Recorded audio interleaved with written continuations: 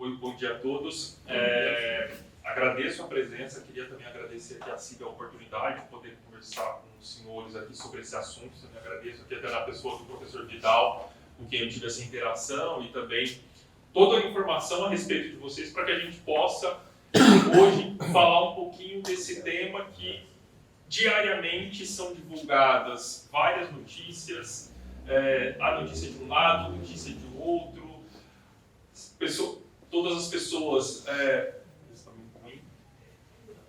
na sociedade, os vários setores divulgando muitas informações, o governo de algum outro lado também defendendo a posição que está sendo colocada, e tem muita coisa em jogo. Qual que é o meu objetivo aqui? É apresentar para vocês o que foi aprovado na Câmara, porque há muitas informações, tem muitos relatórios que são divulgados, mas para fins daquilo que realmente está sendo objeto de discussão e hoje está no Senado, é importante a gente saber o que foi aprovado na Câmara, que é o texto que hoje está lá e que vai ser objeto também de apreciação pelo Senado. Ainda vão passar por algumas comissões, vão passar por uma série de debates, mas o que nós temos é aquilo que está no Senado e é o que pode vir a ser aprovado e que aí efetivamente vai ter um impacto de mudar a nossa vida. É claro que todas as informações que tanto o governo quanto associações representativas de determinados segmentos econômicos divulgam, elas têm uma importância muito grande porque nos ajudam a compreender o que está sendo debatido. Mas o que vai importar no final do dia é aquilo que for aprovado pela Câmara, e depois como a regulamentação vai ocorrer. Então, o que nós temos aqui? Um primeiro ponto que é bastante relevante termos em mente é que essa proposta que foi aprovada, que é uma proposta para alterar a nossa Constituição, por isso que há uma discussão um pouco maior, com a exigência de aprovações maiores, tanto na Câmara quanto no Senado, e que tem um impacto muito grande, porque qualquer modificação em Constituição é muito difícil de ser realizada. Então, logo, e uma vez inserido qualquer tipo de regra na Constituição, ela é obrigatório para todos. Então, aí o que nós temos que ter em mente, qual que é a relevância do que está sendo debatido.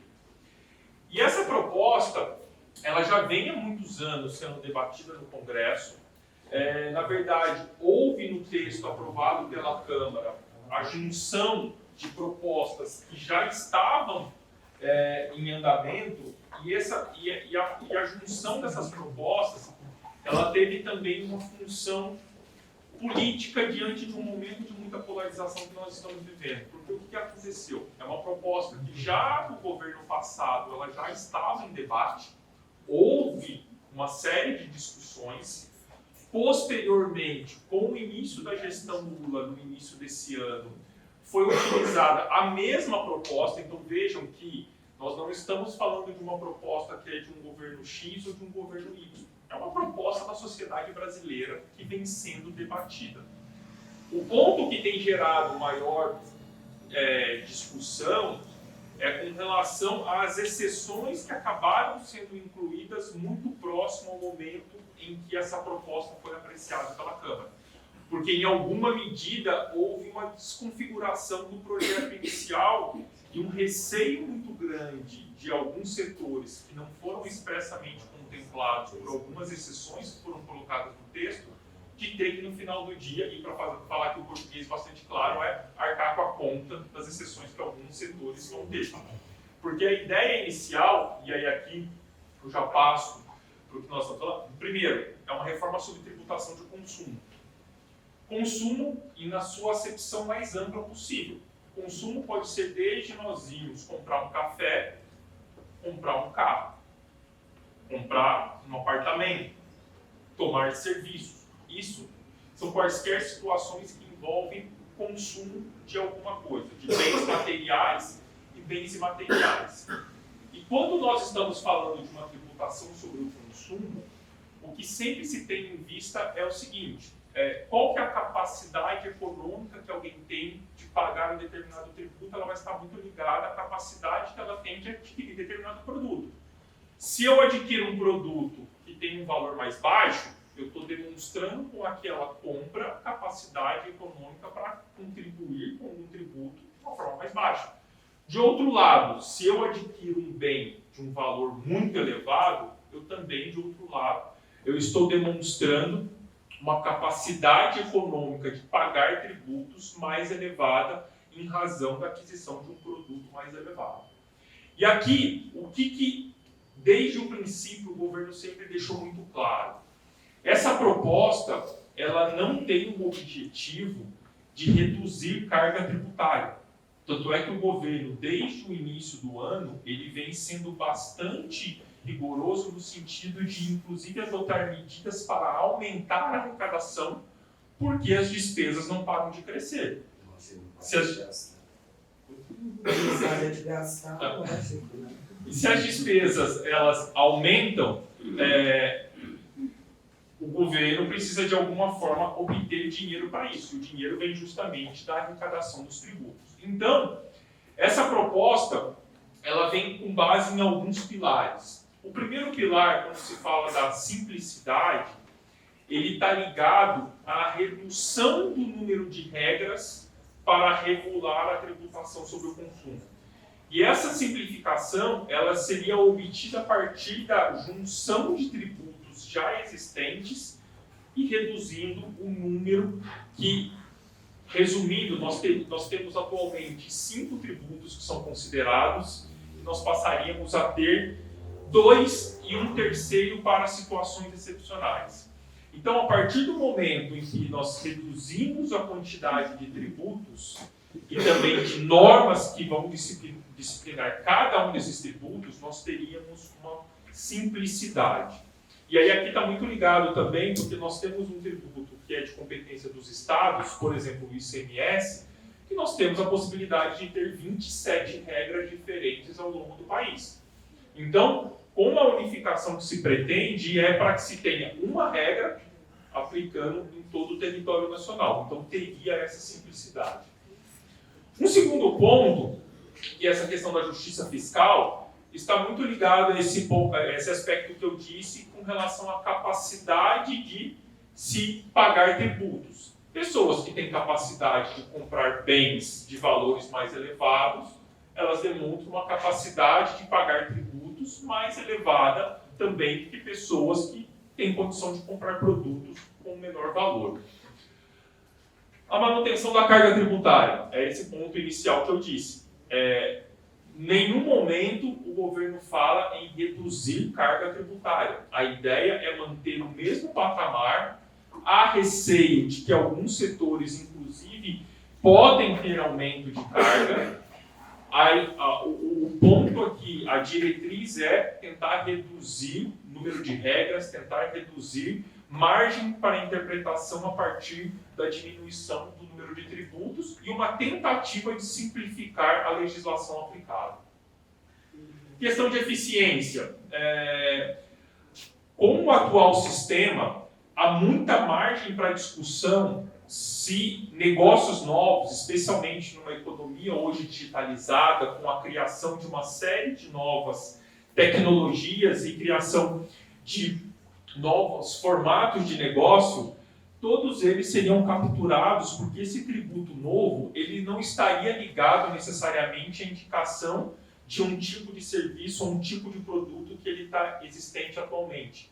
A ideia aqui vai ser, foi firmado algum tipo de negócio que tem uma repercussão econômica ligada à compra de algum bem ou à prestação de um serviço, a legislação não vai estar preocupada se nós estamos falando se é o que se chamava, isso aqui é um serviço ou isso aqui é a compra de um bem material, uma coisa, para definir qual tributo. Essa operação vai ser tributada de uma forma ampla.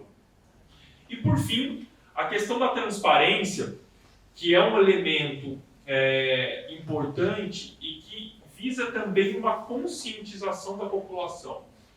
E como que se atinge essa transparência? Atualmente, eu vou falar um exemplo aqui de supermercado, mas isso acaba valendo para diversas outras coisas. Nós vamos no supermercado, temos lá nas gôndolas, estão indicados lá os preços de qualquer produto que nós temos. A pergunta que se coloca é, todos têm condição, a partir do preço indicado daquele produto, saber qual que é a carga tributária que incide sobre aquele produto? Nós não sabemos. Porque você tem lá, você pega lá, por exemplo, um saco de arroz, você tem lá um valor que está indicado por aquele saco de arroz, ali dentro daquele valor tem uma série de tributos. Você tem ali imposto sobre a renda, contribuição social sobre o lucro, você vai ter o PIS e COFINS, e tudo isso são 4 tributos federais. Além disso, você vai ter o ICMS. Nós não temos ideia de o quanto daquele preço é o ICMS, o quanto daquele preço são esses outros tributos.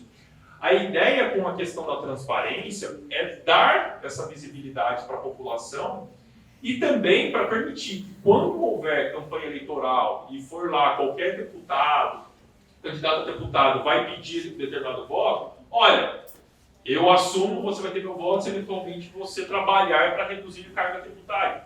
Porque as pessoas vão ter consciência do que está incidindo ali naquela operação. Um exemplo que muitas vezes é utilizado é, para aqueles que já tiveram oportunidade de ir aos Estados Unidos, é muito comum que você vai numa determinada loja, tem lá, está indicado lá na etiqueta, o tênis custa 100. E aí na hora que a pessoa vai pagar no caixa, a nota, na verdade, não é 100 que ela vai ter que pagar, ela vai pagar 108. Por quê?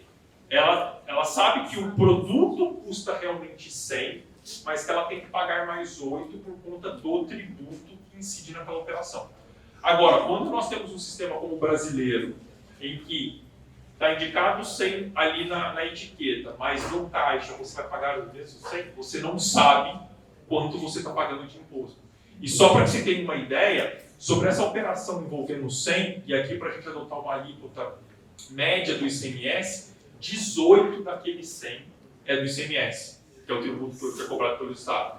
Então vejam, as pessoas, ela acaba não tendo a consciência de que o preço do produto mesmo é 82 e mais 18 seria do valor do imposto que incidiu naquela operação. Isso para falar só de um dos impostos, que é o ICMS.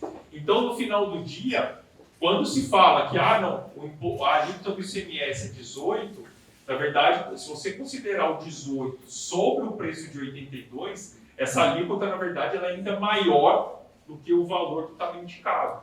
Então, com esse mecanismo de transparência, se objetiva permitir que as pessoas saibam quanto elas estão pagando de imposto em qualquer operação que ela praticar. E isso tem também um caráter educativo, para que as pessoas comecem a ter uma consciência também mais ampla de o quão caros esses produtos podem ser a partir da adoção de mecanismos que você mascare a carga tributária que efetivamente incide naquela operação. Então, esses são os pilares dessa reforma. E o que nós vamos ter, então, na prática, considerando o cenário atual e o que passaria a ser? Nos tributos sobre consumo, atualmente nós temos em âmbito federal o PIS, a COFINS e o IPI, e eles passariam a compor tão somente a CBS. Esse seria a contribuição que a própria União vai cobrar. De outro lado, nós temos o ICMS, que é o imposto dos estados. Ele vai ser juntado com o ISS, que é o imposto dos municípios, e passaria a ser esse IBS, que é o imposto sobre bens e serviços. Que vejam, a gente sai de um sistema em que nós temos circulação de mercadorias e produtos e de prestação de serviços para contribuições que vão incidir sobre bens e serviços em geral. Ou seja, você abarca qualquer tipo de operação que vai estar sujeita aqui a esses tributos. E por que se chama de IVA dual? Porque esses dois tributos, tanto esse de competência da União, quanto esses que vão ser de competência dos municípios e dos estados, eles vão ser exatamente iguais sobre o que eles vão incidir, as operações que eles vão incidir. Ou seja, toda operação, contratei um serviço, comprei um produto, esses dois tributos eles vão incidir de forma igual.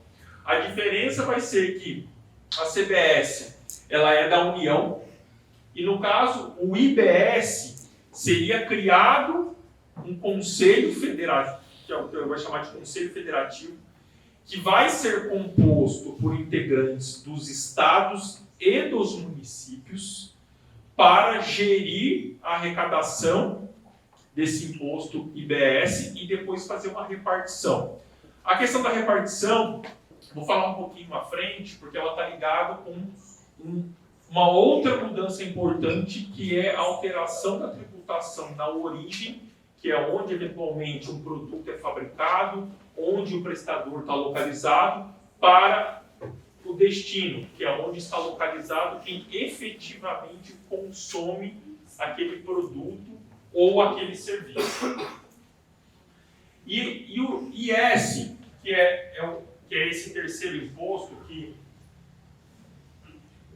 vai ser chamado de imposto seletivo, que tem muita gente que fala por aí imposto do pecado, esse tipo de coisa, que seria um imposto que seria relacionado com situações em que o governo quer estimular ou desestimular determinados consumos. Por exemplo, nós tivemos recentemente o governo federal abaixando a alíquota do IPI sobre carros de determinado valor, ali na faixa de R$50 mil. O que o governo está fazendo com isso? Ele adota o IPI, que é o imposto federal, ele reduz a alíquota do IPI com o objetivo de reduzir o preço desses automóveis e, por consequência, tentar fazer com que a economia possa se acelerar a partir da redução da carga tributária, que você vai implicar ali numa redução do preço daqueles produtos. Então, com o imposto seletivo, a ideia seria tributar algumas operações com bens que, eventualmente, causem mal à saúde, que causem algum tipo de dano ao meio ambiente. Como exemplos que nós temos hoje, que na via do IPI tenta se desestimular alguns consumos, por exemplo, cigarro. A alíquota do IPI sobre cigarros é 330%. Ou seja, quando se compra um maço de cigarro, se nós fizermos ali a questão do preço, o valor do cigarro é relativamente baixo, o imposto é muito alto. E por que se faz isso? Tem a percepção de que cigarro causa mal à saúde. Se há um problema para a saúde, há uma necessidade de também ter gastos maiores com hospitais, com saúde. Logo, esse é um tipo de consumo que eu, governo, quero evitar. Então, eu tento, a partir do aumento da carga tributária, implicar um aumento de preço para que, com isso, eu tente desestimular o consumo daquilo. E da mesma forma, quando nós temos produtos que eu quero estimular o consumo, por exemplo, alimentos, você pode jogar essa carga lá embaixo, ou às vezes não ter tributação alguma, justamente porque alimento é um bem de utilidade geral, de suma necessidade, e então não há porquê ter uma carga tributária muito alta, porque eu não tenho interesse de desestimular ali o consumo. Então, esse imposto, ele veria tão somente para essas situações. Então, seria até como se fosse até um adicional para trabalhar com essa ideia de estimular ou desestimular determinados consumos. Prosseguindo, o que nós temos quando nós falamos essa incidência ampla? A incidência ampla vai ser o preço praticado na operação. Então, o que nós vamos ter é, a operação teve ali um preço de 100, é sobre os 100 que vão incidir aqueles tributos. Nós não teríamos alguns mecanismos que a legislação atual tem e que traz uma complexidade muito grande, que são circunstâncias em que essa base ela pode ser reduzida. E essa redução de base, muitas vezes ela vem atrelado a benefícios que são concedidos para determinados setores e operações com alguns bens. Então a ideia, como não é ter muitas distinções e não ter muitas exceções, sempre se parte do preço praticado numa operação para que se possa justamente aferir o valor que vai ser devido para aqueles dois tributos, a CBS federal e o IBS, que é dos municípios e dos estados. Esse destaque por fora é justamente aquele cálculo que eu comentei, de que o valor da etiqueta não vai ser mais o valor que vai compreender o tributo. Na hora que a pessoa for pagar no caixa, vai ter o adicional do tributo para que ela saiba exatamente o quanto ela está pagando de tributo sobre aquele consumo que ela está efetivando.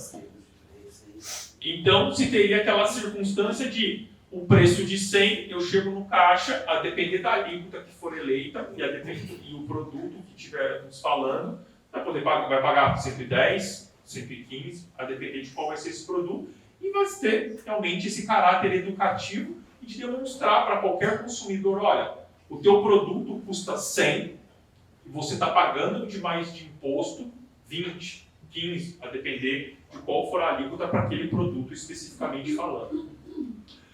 Quando a gente fala também de exclusão da base, o que acaba acontecendo? Que essa é uma forma que a legislação atual estabelece e que causa essa distorção e que impede a transparência. Que é justamente falar que, olha, o ICMS, num valor de 100, 18 desses 100 é o imposto.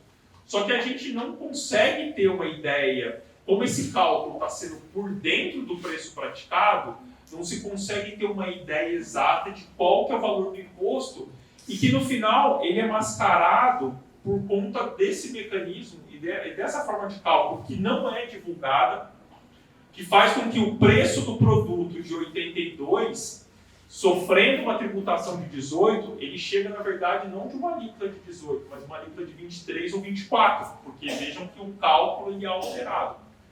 Com a exclusão da base, vai se tentar mitigar esse efeito. É claro que aqui a gente não consegue mensurar como também todos os fabricantes de produtos, prestadores de serviços também vão mexer nos preços que eles praticam.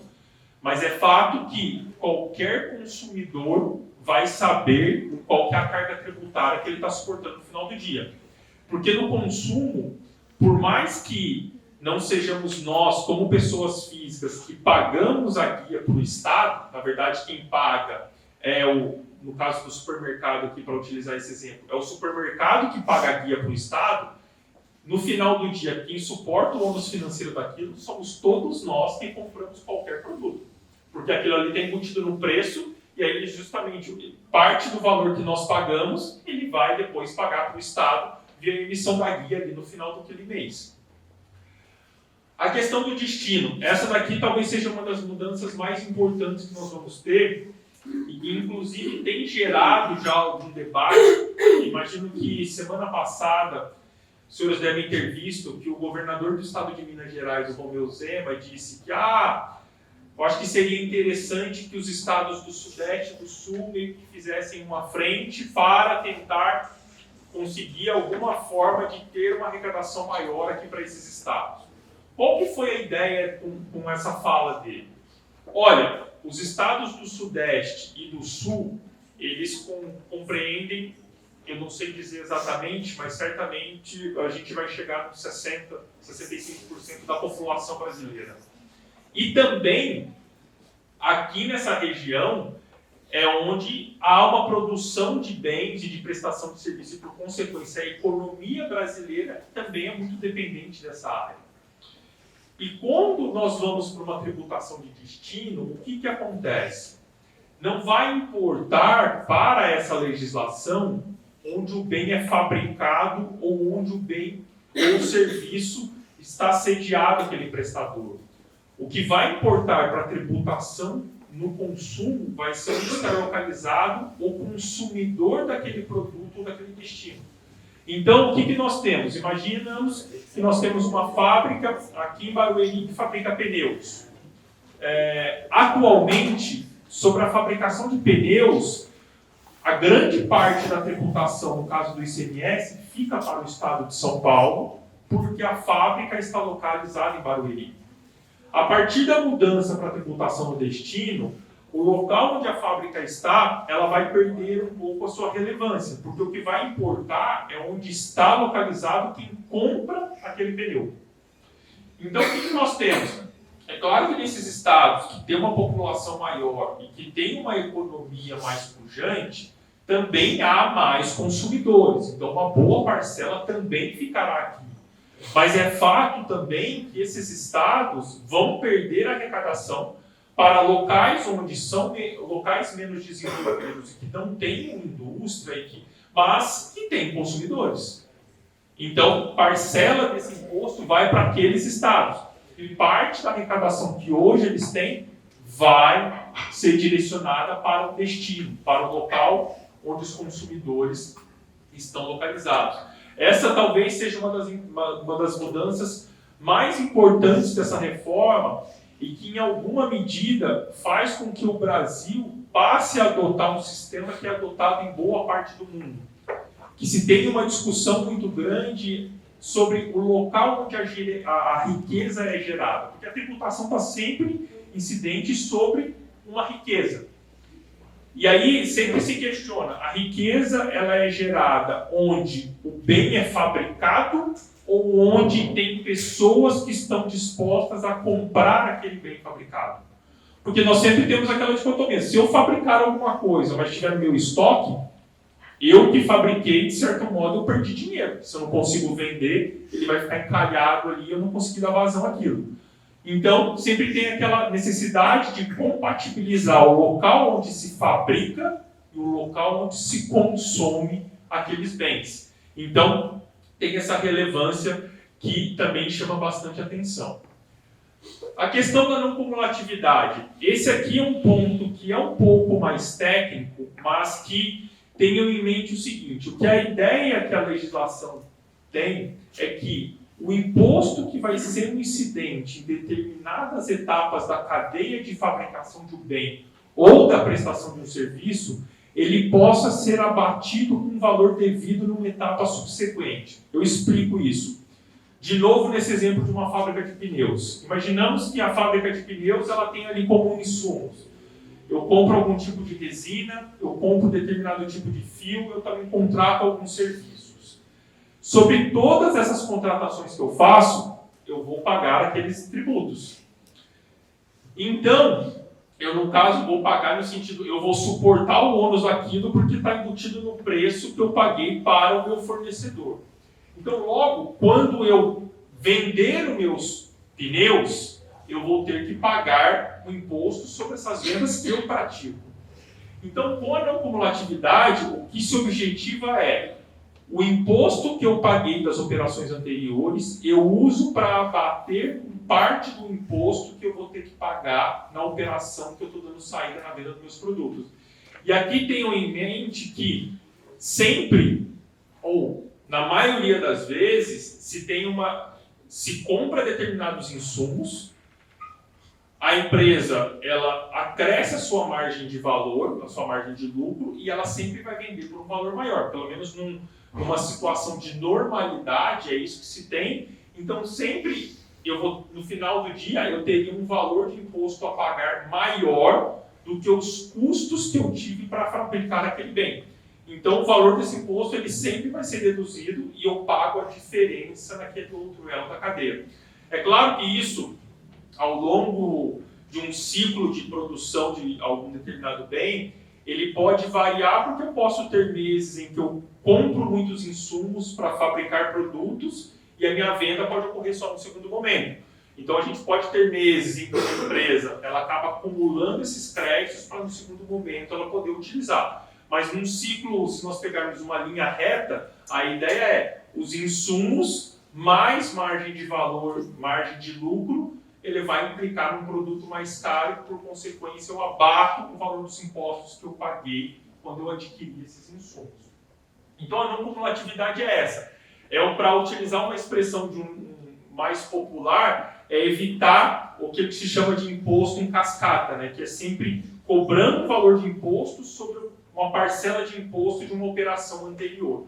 Então, é uma tentativa de mitigar o efeito da tributação nessas operações que ocorrem em várias etapas por conta da circulação desses produtos. A questão da alíquota única, ela é um ponto que tem gerado muitos debates e esse debate ele surge pelo seguinte: o projeto inicial e o que o grupo que trabalhou nesse projeto, que é um grupo composto por muitos professores, muitos acadêmicos, por muitos empresários, tem realmente um pessoal muito respeitado. A ideia inicial é todos os produtos vão ter a mesma alíquota. E aí começaram a surgir algumas discussões. Falou, olha, uma coisa é eu ter uma alíquota, por exemplo, para arroz, que é um bem que praticamente todos consomem, e inclusive as pessoas com uma condição financeira mais baixa, e outra coisa é eu ter essa mesma alíquota para um bem que é consumido, por exemplo, só por altas classes sociais, um vinho caro, alguma comida assim que não é acessível a todos. Então isso causaria alguma distorção.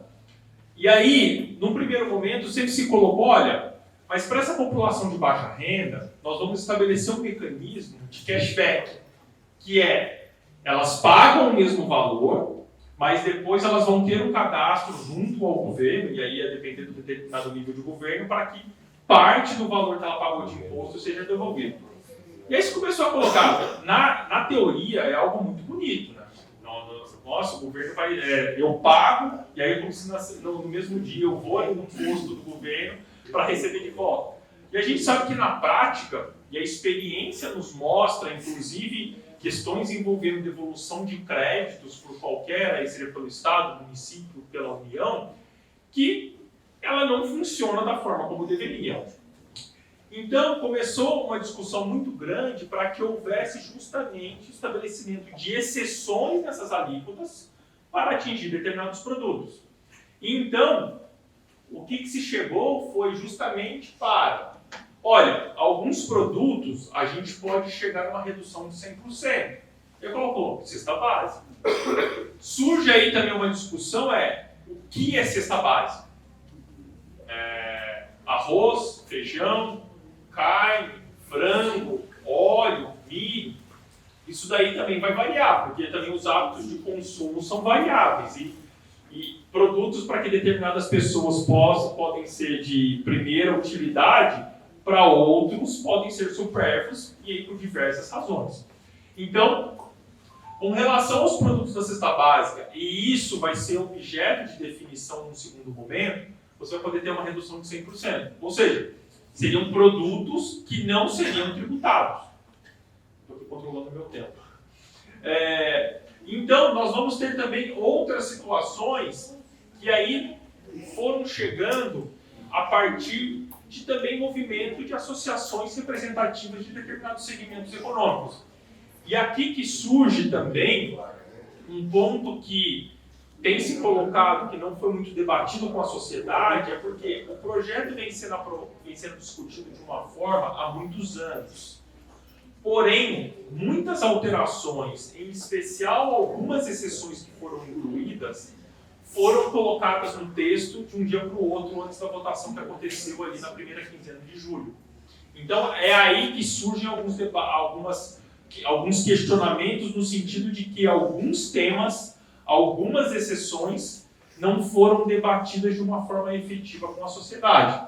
E aí a gente vai ter, quando eles vão colocar essas reduções, também colocou alguns dispositivos médicos e de acessibilidade para pessoas com deficiência, alguns medicamentos e produtos que são destinados à mulher, principalmente questões relacionadas à saúde menstrual. Aqui tem uma questão também que vem sendo discutida, porque parte da arrecadação que hoje eles têm vai ser direcionada para o destino, para o local onde os consumidores estão localizados. Essa talvez seja uma das mudanças mais importantes dessa reforma e que, em alguma medida, faz com que o Brasil passe a adotar um sistema que é adotado em boa parte do mundo. Que se tem uma discussão muito grande sobre o local onde a riqueza é gerada. Porque a tributação está sempre incidente sobre uma riqueza. E aí sempre se questiona, a riqueza ela é gerada onde o bem é fabricado ou onde tem pessoas que estão dispostas a comprar aquele bem fabricado? Porque nós sempre temos aquela dicotomia, se eu fabricar alguma coisa, mas estiver no meu estoque, eu que fabriquei, de certo modo, eu perdi dinheiro. Se eu não consigo vender, ele vai ficar encalhado ali e eu não consegui dar vazão àquilo. Então, sempre tem aquela necessidade de compatibilizar o local onde se fabrica e o local onde se consome aqueles bens. Então, tem essa relevância que também chama bastante atenção. A questão da não cumulatividade. Esse aqui é um ponto que é um pouco mais técnico, mas que tenham em mente o seguinte: o que a ideia que a legislação tem é que o imposto que vai ser um incidente em determinadas etapas da cadeia de fabricação de um bem ou da prestação de um serviço, ele possa ser abatido com um valor devido numa etapa subsequente. Eu explico isso. De novo, nesse exemplo de uma fábrica de pneus. Imaginamos que a fábrica de pneus ela tem ali como insumos. Eu compro algum tipo de resina, eu compro determinado tipo de fio, eu também contrato alguns serviços. Sobre todas essas contratações que eu faço, eu vou pagar aqueles tributos. Então, eu no caso vou pagar no sentido, eu vou suportar o ônus daquilo porque está embutido no preço que eu paguei para o meu fornecedor. Então, logo, quando eu vender os meus pneus, eu vou ter que pagar o imposto sobre essas vendas que eu pratico. Então, com a não cumulatividade, o que se objetiva é o imposto que eu paguei das operações anteriores, eu uso para abater parte do imposto que eu vou ter que pagar na operação que eu estou dando saída na venda dos meus produtos. E aqui tenham em mente que sempre, ou na maioria das vezes, se compra determinados insumos, a empresa ela acresce a sua margem de valor, a sua margem de lucro, e ela sempre vai vender por um valor maior. Pelo menos numa situação de normalidade, é isso que se tem. Então, sempre, no final do dia, eu teria um valor de imposto a pagar maior do que os custos que eu tive para fabricar aquele bem.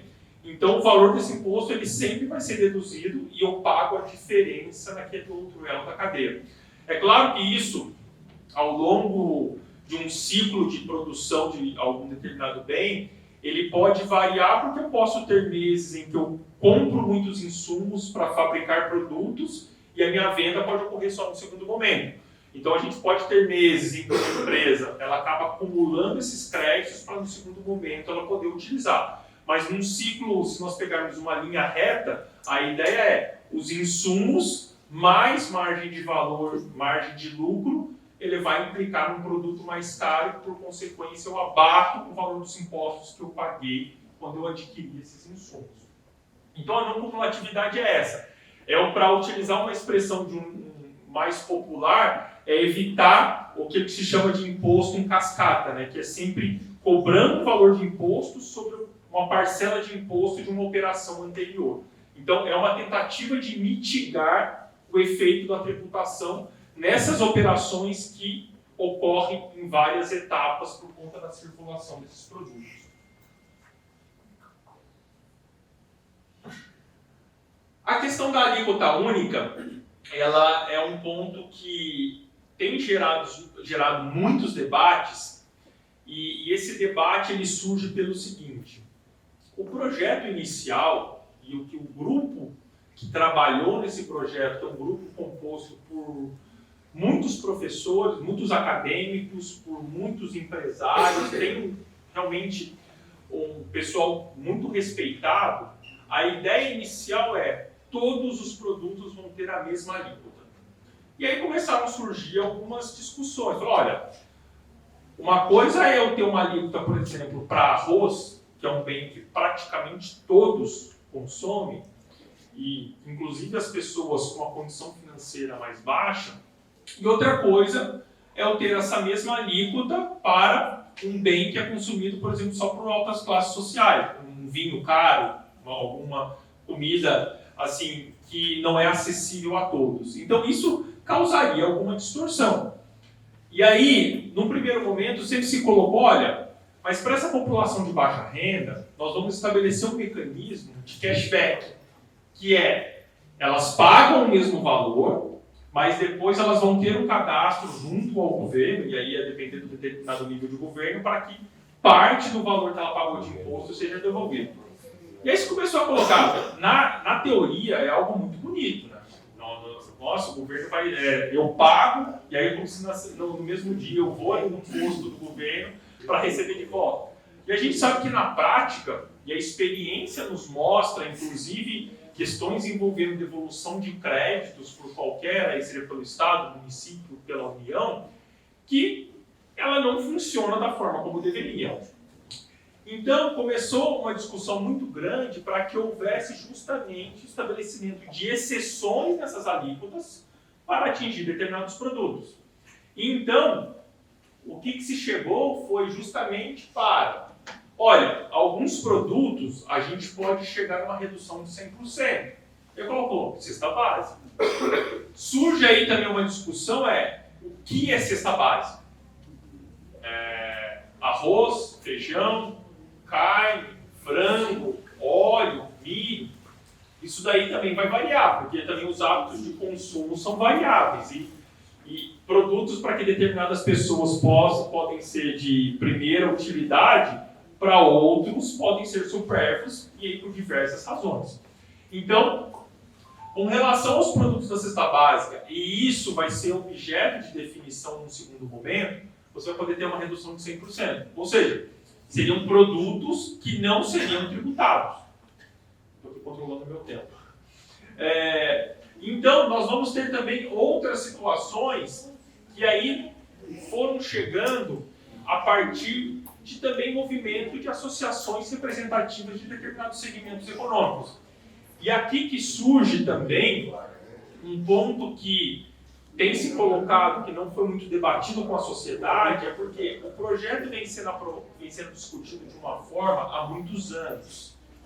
Porém, muitas alterações, em especial algumas exceções que foram incluídas, foram colocadas no texto de um dia para o outro antes da votação que aconteceu ali na primeira quinzena de julho. Então, é aí que surgem alguns questionamentos no sentido de que alguns temas, algumas exceções, não foram debatidas de uma forma efetiva com a sociedade. E aí a gente vai ter, quando eles vão colocar nessas reduções, também colocou alguns dispositivos médicos e de acessibilidade para pessoas com deficiência, alguns medicamentos e produtos que são destinados à mulher, principalmente questões relacionadas à saúde menstrual, tem uma ligação tanto social quanto também todas essas discussões envolvendo gênero, porque tem produtos, por exemplo, questão envolvendo produtos para a saúde menstrual. Bom, nós homens não temos isso e é um bem de primeira necessidade para mulheres. Por que um produto como esse tem que ser tributado e eventualmente ser tributado num valor alto? E isso acaba fazendo, até aqueles debates que se tem com a população de baixa renda, de meninas carentes que não têm condição de comprar absorvente e o valor dos tributos embutidos acaba sendo também um componente que impede que isso aconteça. Porque você imagina, você tem um dinheiro contado, eu vou comprar comida ou vou comprar um absorvente? Acho que a escolha aqui, e é até meio cruel a gente se debater com isso, então vem o governo com uma tentativa de, inclusive, tentar atingir uma camada da sociedade que precisa dessa ajuda. Vem alguns outros produtos alimentícios, produtos hortícolas, frutas e ovos. Aqui é curioso porque a legislação do jeito que ela está, o único que ela fala de algumas espécies, por exemplo, produtos hortícolas e frutas, e o ovo ela foi muito específica. O ovo tem lá, como assim, o ovo vai ser desonerado. Aí nós temos também serviços de educação, que aqui tem uma menção específica para o ProUni, para que também se tenha uma possibilidade de permitir para pessoas que dependam desse programa do governo para ter um acesso ao ensino superior, também tem uma redução do valor. E essa questão envolvendo o setor de eventos, ela está também relacionada ainda, que é uma consequência da pandemia. Durante ali março de 20 até, podemos dizer ali até o final de 21, esses setores que envolvem tanto promotores de eventos, restaurantes, questão de hotelaria, transporte, foram setores que sofreram muito com a paralisação das atividades e com a necessidade das pessoas ficarem recolhidas por conta da pandemia. Então, foi estabelecido um programa que atualmente a legislação já tem um benefício para esse segmento, e aí aqui foi replicado com essa previsão de valer até 27, porque da forma como está o programa na legislação hoje, ele começou em 22 com a previsão de ir até 27. Então, em alguma medida, o governo está falando, olha, a gente vai manter o que existe hoje pelo prazo já inicialmente estabelecido porque também as atividades já voltaram, a nossa vida está normal, né? Então, aqui nós temos ainda outros serviços e outros bens que poderão ter uma alíquota de cerca de 60%. E aí aqui que a gente começa a ter também algumas discussões por conta de alguns produtos que poderiam não sofrer isso daí, mas por conta de lobby acaba acontecendo. A gente sabe que o setor do agronegócio, por exemplo, é um setor bastante resistente à mudança, então eles têm uma bancada muito grande, então eles têm conseguido colocar algumas medidas. Eu até por conta da me estendendo aqui um pouquinho no tempo, mas depois também essa apresentação acho que vai ser divulgada para vocês. Mas então aqui tem uma lista de situações, de operações que poderão ter essa redução de 60%. Aqui nós temos alguns setores que também poderão receber tratamentos específicos. Vejam que naquela premissa que eu disse no início, de que a ideia era que a tributação de consumo fosse uniforme para todos, ela de alguma medida ela começou a sofrer várias alterações. E no final, da forma como foi aprovada hoje pela Câmara, ela contém muitas exceções. E exceções para setores que são bastante questionáveis. Por exemplo, o setor do mercado financeiro. O mercado financeiro, é claro que é uma atividade que tem todas as suas particularidades, mas é um setor que nós sabemos que é altamente lucrativo. Então, aí é uma questão que se coloca. Eles precisam de um tratamento mais benéfico, que pode implicar uma redução de carga tributária, quando nós temos, de outro lado, um comércio, por exemplo, de alimentos, que é um bem de última necessidade e que toda a população vai consumir, eventualmente não tem esse tratamento. E nós sabemos que os serviços financeiros, especialmente quando nós vamos para o lado de investimento, mercado de capitais, é uma parcela da população muito pequena que tem acesso a isso. Mas é um segmento que acabou tendo também um tratamento específico. E aí nós vamos ter também, quando tem um comércio de combustíveis, que tem também uma tributação bastante diferenciada, restaurantes, aviação. Então, tem vários setores que acabaram sendo contemplados com tratamentos diferenciados. Aqui eu coloquei, e aí já para finalizar, uma linha do tempo de como que seria a implantação desse novo sistema se ele for aprovado da forma como está hoje. Eu digo da forma como está hoje porque, como ele ainda está em discussão no Senado, há a possibilidade de sofrer alterações.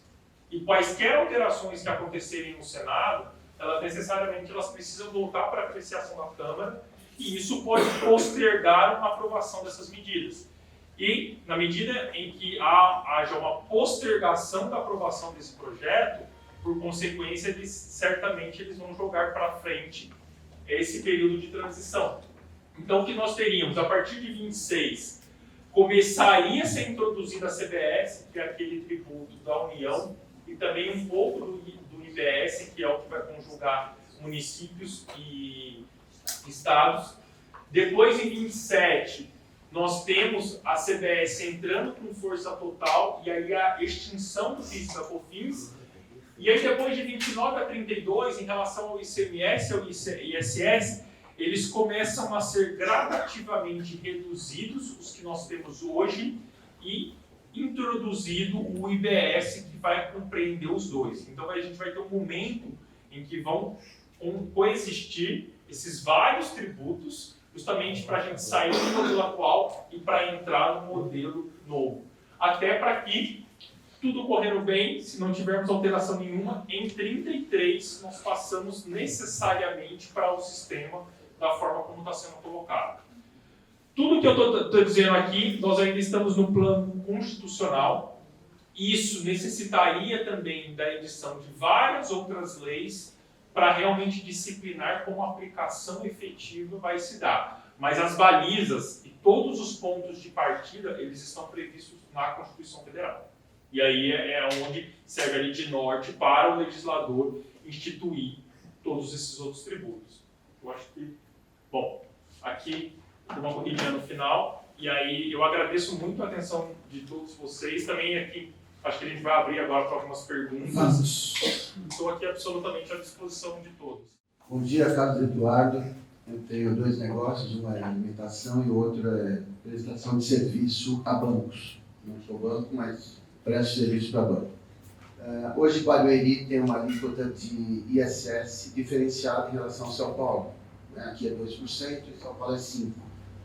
Quando for instituído esses tributos unificados, então esse benefício de ter uma empresa em Barueri, por exemplo, hoje, em relação a São Paulo, ele se perderia, na verdade, seria praticamente o mesmo. A tributação seria a mesma, é isso? Sim, o que vai acontecer é o seguinte, o Senado tem a previsão de que o Senado vai estabelecer uma alíquota padrão e os municípios e os estados eles vão ter ali uma margem para prever um adicional. Imaginamos que nessa situação, se o teu cliente está em São Paulo, ou um concorrente seu está em São Paulo, pode ser que o município de São Paulo venha estabelecer esse adicional e Barueri não. Mas, em tese, vai ficar tudo igual. A ideia é estabelecer uma alíquota padrão e ela seja observada, então não teria essa vantagem. Meu nome é Marcos, bom dia. A minha dúvida é seguindo até na linha dele, enquanto existe uma previsão, em quantos anos a gente volta a ter um sistema mais ou menos do que é hoje, porque a gente sabe que a quantidade de lobbies que a gente tem e o projeto inicial, que era você ter uma facilitação e uma redução de impostos, a gente está falando que a gente está criando de novo um arcabouço cheio de regulações e de diferenças, mas eu posso aumentar, mas eu também posso diminuir, mas eu também posso reduzir. Existe também a previsão em quanto tempo a gente vai fazer uma revisão dessa situação? Isso não existe. A única coisa que nós temos aqui é um período para sairmos do sistema atual, entrarmos no novo, que a previsão é 33, para que seja totalmente no novo, mas um período para que seja feita, vamos dizer, uma avaliação para se o sistema está indo bem ou não, isso não existe. Vai estar começando como já é. A ideia desse projeto, e assim, o que sempre tem se falado é que ninguém quer reduzir carga. Muito pelo contrário, a partir do momento que começaram a incluir uma série de exceções, e o governo na semana passada ele até divulgou uma nota, porque o que se coloca tá bom, a gente está aprovando um sistema novo, mas ninguém sabe qual vai ser a alíquota. Porque está falando, olha, eu vou tributar o preço praticado em qualquer operação, só que qual que é a alíquota? Se eu tiver uma alíquota de 2%, pode ser ok, mas do jeito que está sendo falado, o governo divulgou que a alíquota vai ser algo em torno de 25%, 27%. Nossa. Então, se mais exceções forem incluídas, é aquela conta de chegada. Imagina, o governo precisa arrecadar 100. Se eu tenho 80 para pagar esse 100, pode ser que a alíquota seja menor. Se eu começo a dar muita exceção e no final eu vou cobrar só de 50 e não de 80, esses 50 vão ter que pagar a conta para aqueles outros 30 se beneficiarem de uma redução. Essa é uma questão que se coloca e que é muito importante. Mas não tem essa previsão. Nós temos ainda espaço para mais uma ou duas perguntas. Eu vou perguntar aqui, doutor, nesse voo às cegas, a gente então, nesse cenário, nós podemos nos tranquilizar ou vamos continuar tentando dormir e não conseguindo? Como é que está aí? Eu diria o seguinte, a questão da simplificação, eu entendo que ela realmente pode acontecer. Porque a partir do momento em que nós imaginamos um cenário em que se tem 26 estados e um Distrito Federal e mais 5.000 e tantos municípios. Isso faz com que nós tenhamos 27 leis do ICMS e mais 5.000 e tantas leis do ISS. Nós passaríamos a ter uma. Legal. Então, em tese, nesse aspecto, nós vamos ter realmente uma simplificação. Agora, qual que é o custo dessa simplificação se eventualmente eu vou ter um aumento de carga? Porque, como o senhor ali mencionou, para o setor de serviços, tem uma preocupação muito grande, porque atualmente, se ele paga 2 aqui em Barueri, e ele passa, eventualmente, daqui a pouco, a pagar 27, imagina, Complica bem, né?